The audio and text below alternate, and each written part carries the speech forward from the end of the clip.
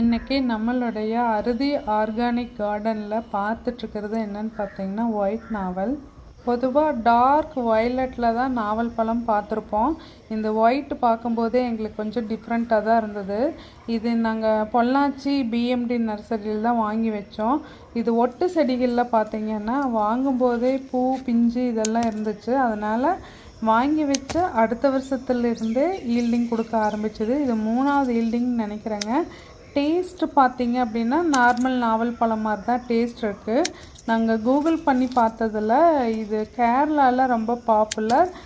இதுக்கு நிறைய medical values இருக்குது அப்படிங்கிற மாதிரி நாங்கள் பார்த்தோம்.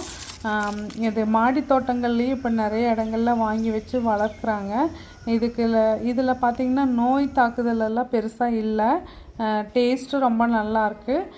இது உங்களுக்கு சந்தர்ப்பங்கள் வாய்ச்சதுன்னா கண்டிப்பாக ட்ரை பண்ணுங்கள்.